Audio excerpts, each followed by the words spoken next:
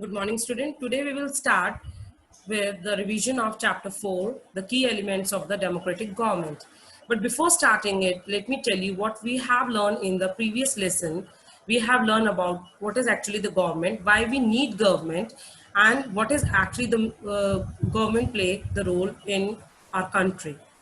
See, every country needs a government because they have to take the decision regarding the important decision regarding the development of the country and the development of like roads, schools, and even the price rise, corruption, whatever the things they are looked after by the government only.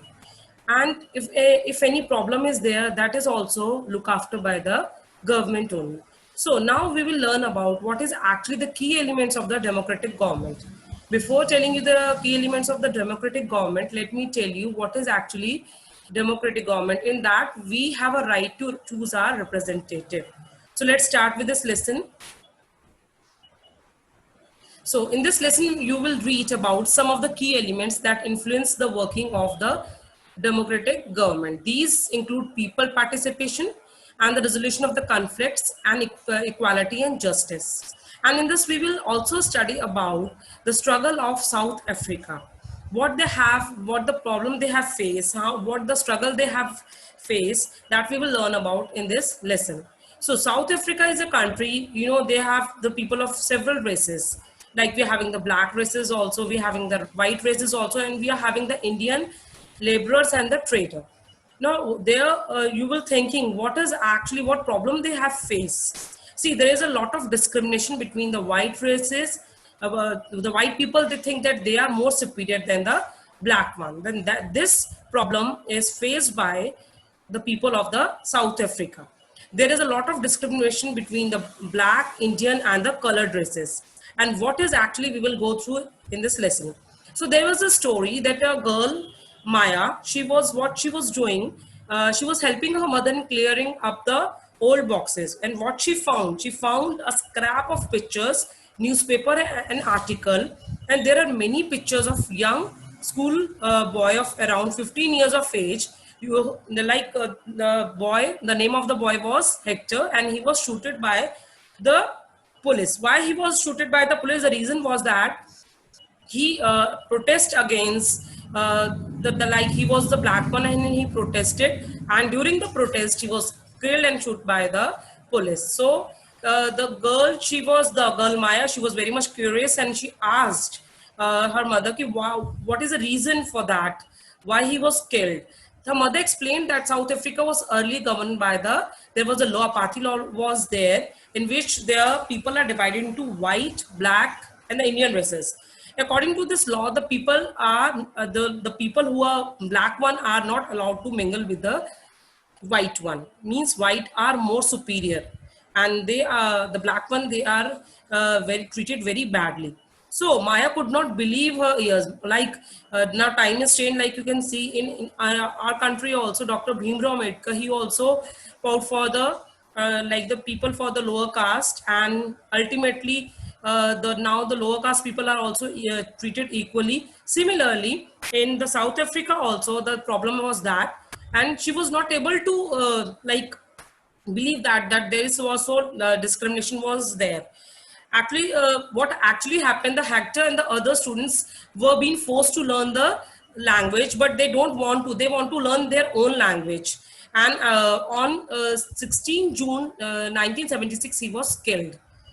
And the African National Congress, the Nelson Mandela, he fought for this system, this discrimination system, and finally they get succeeded in 1994, and South Africa become a democratic country, like in which we can choose our leader by the voting system.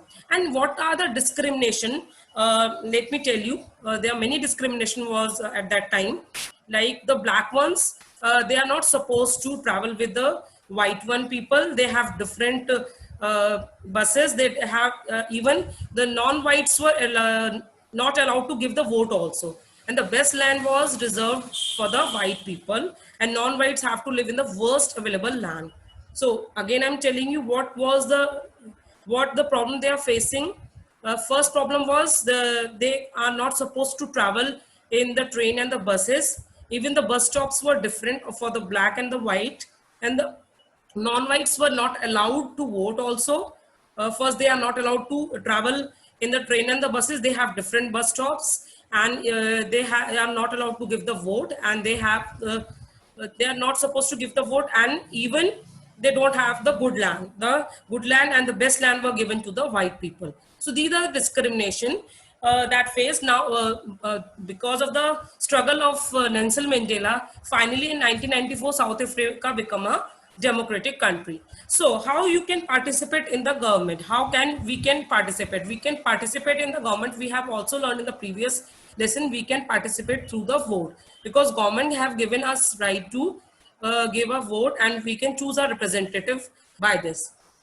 So you can see all the governments are elected for the fixed period. See, the government are elected for the fixed period for the 5 year.